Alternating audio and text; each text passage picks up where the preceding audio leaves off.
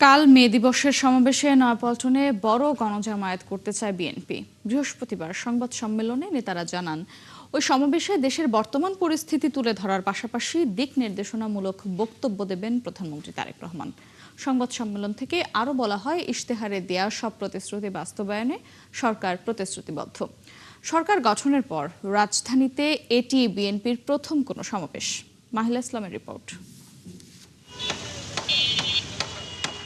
রাত পোহালেই শ্রমিকের রক্তে ভেজা ইতিহাসের দিন আন্তর্জাতিক শ্রমিক দিবস।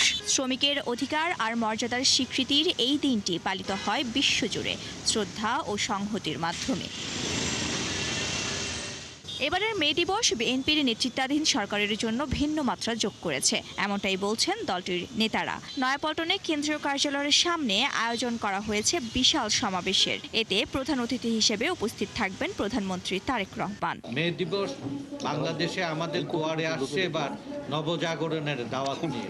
দলটির সিনিয়র যুগ্ম মহাসচিব রুহুল কবির রিজভী বলেন, মে দিবসের সমাবেশে ঢাকায় শ্রমিক জনতার ঢল নামবে। ফ্যাসিস্ট কাঠামো থেকে বেরিয়ে নতুন ধারায় এই আয়োজন সফল করার আহ্বান তার। তাদেরই সুযোগ্য পুত্র দেশের মাননীয় প্রধানমন্ত্রী, যিনি শ্রমিক, ছাত্র এবং জনগণের একজন অবিসংবাদিত নেতা হয়েছেন সংগ্রামের নেতৃত্ব দিয়ে, ফ্যাসিবাদ বিরোধী সংগ্রামের নেতৃত্ব দিয়ে।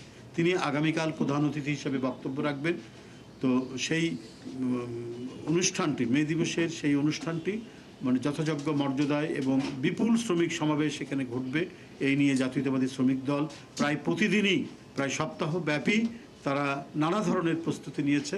এদিকে বিএনপির স্থায়ী কমিটির সদস্য এবং প্রধানমন্ত্রীর আরেক রাজনৈতিক উপদেষ্টা নজরুল ইসলাম খান বলেন, সমাবেশ থেকে প্রধানমন্ত্রী দেশের সার্বিক পরিস্থিতি নিয়ে গুরুত্বপূর্ণ দিক নির্দেশনা দেবেন। এই সমাবেশে বর্তমান শ্রম উপস্থিতি এবং সমসাময়িক জাতীয় রাজনীতি নিয়ে গুরুত্বপূর্ণ বক্তব্য রাখবেন সমাবেশের প্রধান অতিথি, বাংলাদেশ জাতীয়তাবাদী দলের চেয়ারম্যান এবং মাননীয় প্রধানমন্ত্রী জনাব তারেক রহমান। এছাড়া শ্রমিক সমাবেশে বিএনপির সংগ্রামী মহাসচিব মির্জা ফখরুল ইসলাম আলমগীর সহ শীর্ষ জাতীয় নেতৃবৃন্দ এবং শ্রমিক নেতৃবৃন্দ বক্তব্য রাখবেন। জানান, আগামী 5 বছরের মধ্যেই নির্বাচনী প্রতিশ্রুতির সব পূরণ করবে সরকার। আমরা এটা আশা করি যে আগামী 5 বছরের মধ্যে নিশ্চয়ই যেসব প্রতিশ্রুতি দেওয়া হয়েছে তার অনেকাংশেই পূর্ণ করা হবে।